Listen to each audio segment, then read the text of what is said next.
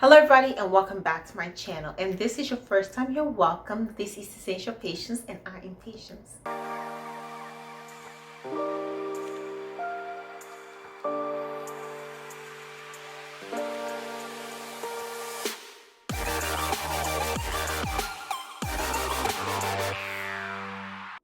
In today's video, I'll be talking about 6 steps to an effective budget. This video is going to be divided into 2 parts. So the first part, we're going to cover the 6 steps, and the next part is going to be 10 things you should have in an effective budget. Without wasting any more time, let's get started. The first step in creating an effective budget is to work within your income. And to do this, you first have to know what your income is. If you don't have a salary or know how much you're making within the year, a good way to start is by taking your weekly or bi-weekly, monthly salary and basically multiplying it across the year. It will give you a good estimate as to how much money you are making and what you'll be working with. Imagine making a budget to a salary of say $70,000 a year, only to realize that you're actually making $65,000. While that might seem like a very small difference, that could be the difference between being able to afford a $1,200 apartment and a $1,500 apartment. So you want to make sure you're getting as accurate of a picture of your income as you can. Once you determine what you're working with, the next step is to be honest with yourself. Nothing kills a budget like being unrealistic. For example, budgeting $100 a month for food. Yeah, work with that. Let's see how far you get with that $100. And again, maybe some people can do it, but for most people, they can't, especially with how expensive food is today. A good way to start is to base it off of your last 3 months of expenses, because you already have a habit, especially if this is your first budget. Normally, you would have to go through a few budgets before you find out which works for you. Some costs in our budgets fluctuate month to month, but you also want to give a good estimate as to what you think you want it to be. Be as realistic and honest with yourself as possible. You can always change your budget and you can always change your habits. But in order to change your habits, you need to ensure that you know where you currently are and you work towards where you want to go. If I'm spending $500 a month on food, and of course I'm like, no, this is killing my budget, I want to move towards more $300, maybe even $250. One thing I can do is that this month when I'm making my budget for the first time, I will put down $500 because that's what I've noticed a pattern in my behavior is. But then starting with then, I can work my way towards maybe $450, then $400, then $350. You know, it's gradual. Sometimes you may be able to do it and then it works for like the first few weeks, but then you revert back to your old pattern. Take it gradual and be realistic with yourself so that you do not feel discouraged and feel like your budget is not working. The next thing you want to do after that is to track everything. So be realistic with your budget. Be realistic with the categories. Don't leave out the food. Don't leave out the snacks. Don't leave out the occasional going out to dinner parties. You want to account for everything because wherever you're spending money, that money is coming out of the income that you have already determined. So let's say you put everything in your budget except for going on vacation. Well, where's that money coming from? You want to plan for that because when you go on vacation, you need money to go on vacation unless somebody else is totally sponsoring it. Failing to do so will crumble your budget. And I know that sometimes if this is your first time starting a budget, you may not know every single category in your life, but that's why you take it gradually. If you see that this one category that I left out, add it to your budget. It's never too late. This will be the same when you move from one stage of your life to another. So let's say you get married and you have a baby. Now you have to account for that child. But when you're a single person, you don't have to do so. Or even if you get a pet. The next step to an effective budget is to track before you spend and after you spend. Let's say you have a $300 monthly budget for food.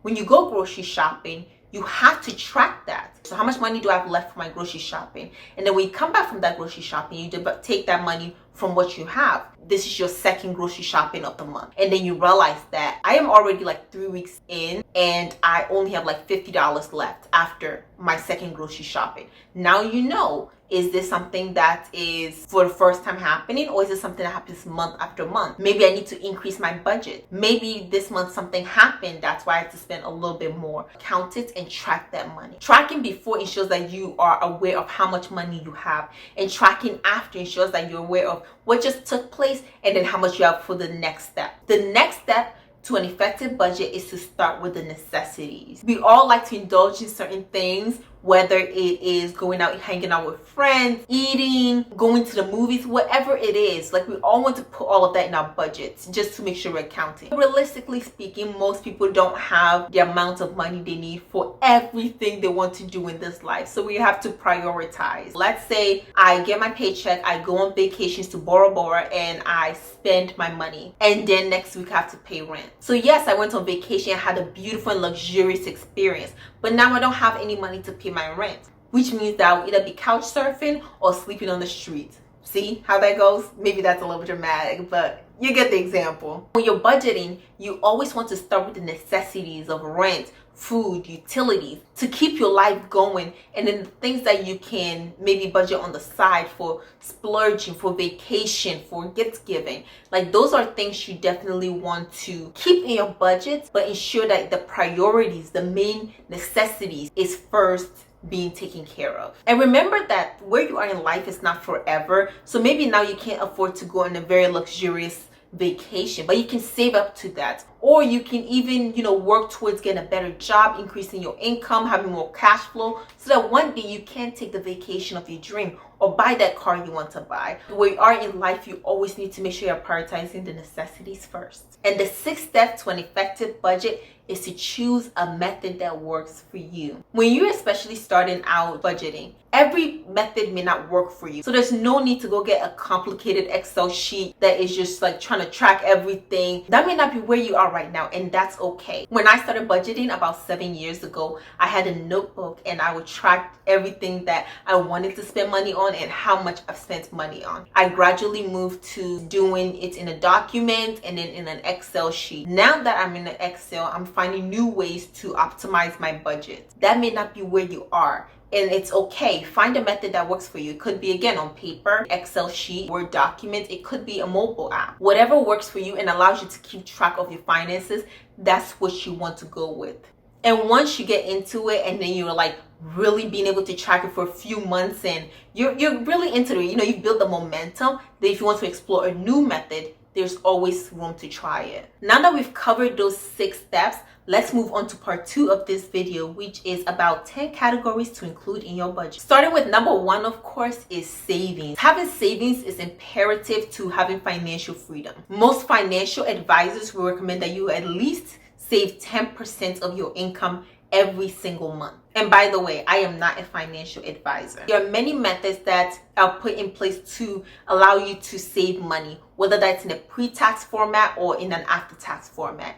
If you've not already, watch my video on top 6 accounts to have, but I would always encourage that you try to save at least some part of your income, because you never know what will happen tomorrow. If you want to save your money pre-tax, there's several methods you can use. There is the 401k traditional, the traditional IRA, and the health savings account, which is HSA. For post-tax savings, there is the Roth 401k, the Roth IRA, as well as savings accounts and taxable brokerage accounts. Use whatever tools work best for you in each stage of your life to build your net worth. The next category to include is giving. These can be tithes or donations or any other giving obligations you feel compelled to. It is really important to remember that we don't live in this life alone. If you have money and you're able to spare a little bit to give or donate, or if you're Christian and you want to give tithes, this is the part in your budget where you want to put money towards giving. Category number 3 is housing. In the past 2 years, the cost of housing in the United States has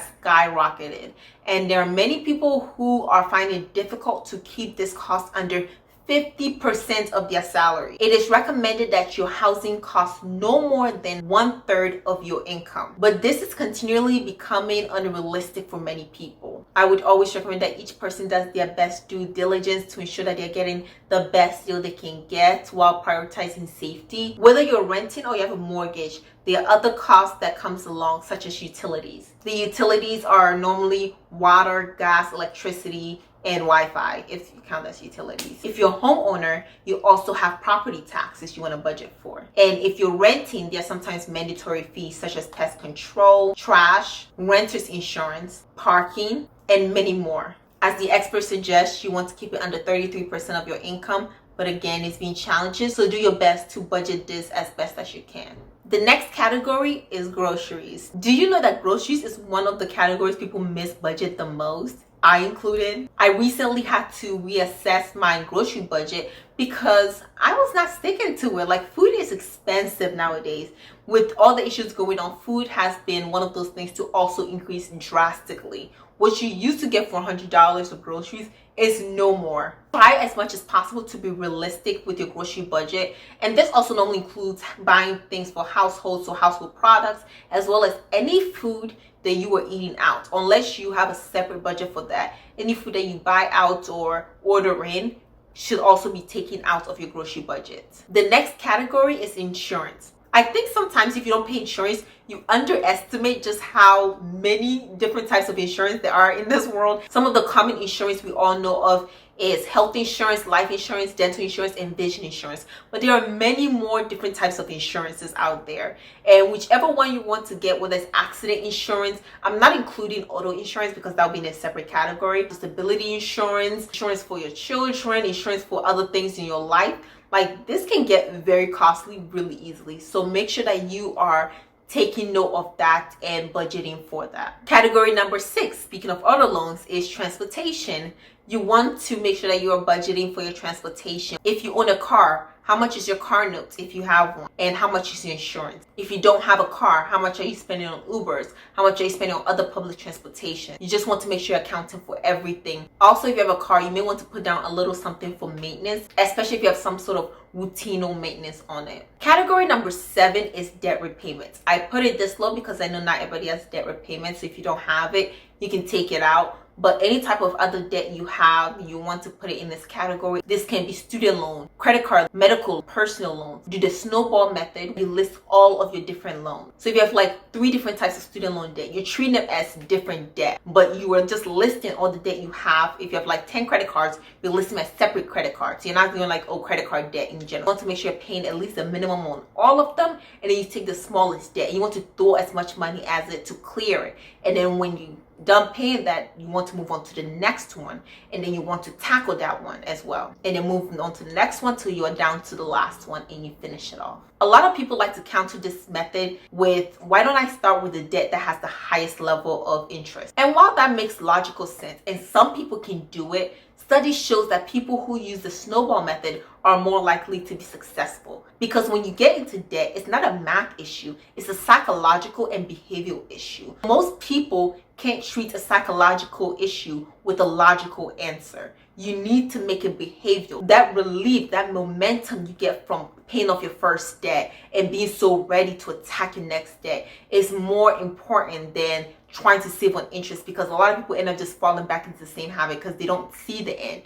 But when you're using the snowball method, you can see the goal. You can see how you move from one step to another. But at the end of the day, choose whatever method works best for you. Category number 8 is personal expenses. This is money you spend on yourself, be it for personal items, hygiene, clothes and shoes, or even going to the doctors. A lot of people don't know how much they're spending on clothes and shoes or hair care or personal care. Just buy things as we need it. But if you're able to sit down and take a moment to analyze your patterns and how much you spend on those things, it will really help your budget. I had to sit down and determine how many bottles of shampoo do I use a year, because I don't use a bottle of shampoo every single month. It gave me a better way to budget it so that I'm able to notice my pattern. And you can do this with practically anything. And let's say you get it wrong. Well, next year, you know. Category number 9 for your budget is short-term savings. But this savings are specifically for what you'll be using within the year. Anything other than that, you can keep in your other savings. But basically, what you're doing is that you're analyzing splurge savings. So if you're saving money to splurge on yourself, contribute, let's say $100 a month towards buying something that you would like. In a year, you're budgeting about $1,200. Each month, you may not buy something for $100. You may save your money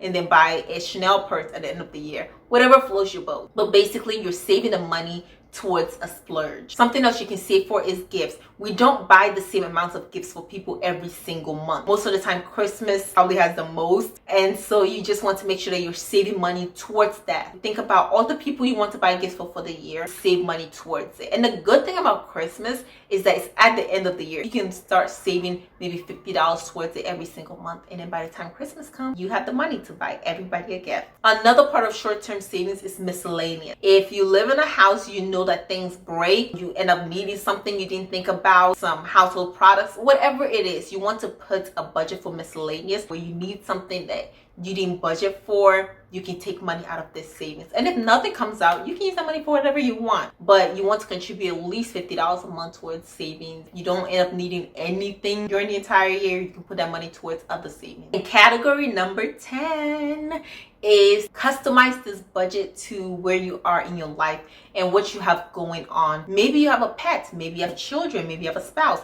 Whichever it is, customize your budget to you. Budgets are not one size fit all. It's very hard to take somebody's budget and apply everything to you. Take all the categories that I've listed and find out which one works for you and which one that I didn't mention that you have. Let's say you have a garden. You're buying different fruits or vegetables or even flowers for it. Well, maybe you want to make a category for gardening and save money towards your garden. You also want to make sure you're evolving. So wherever you are in your life, make a budget that fits you. The budget you make today may not be the budget that will fit you 2 years from now. In fact, the budget I had last year no longer fits me. I was in college and now I graduated. I have a job. I have a totally new budget because I'm paying all my bills. And with that, I'm going to end this video with a quote that totally changed my mindset on finances. You can't manage what you don't measure. I don't know what it means for you, but I would hope you think about it and look at your life and see how it fits in. Like, comment, and subscribe, and ring that notification bell so you'll be notified every time I post a new video. And let me know in the comment section, do you have a budget? And are there any categories that I left out or that you're going to be implementing into your budget? Thank you for watching, and I'll see you in the next video.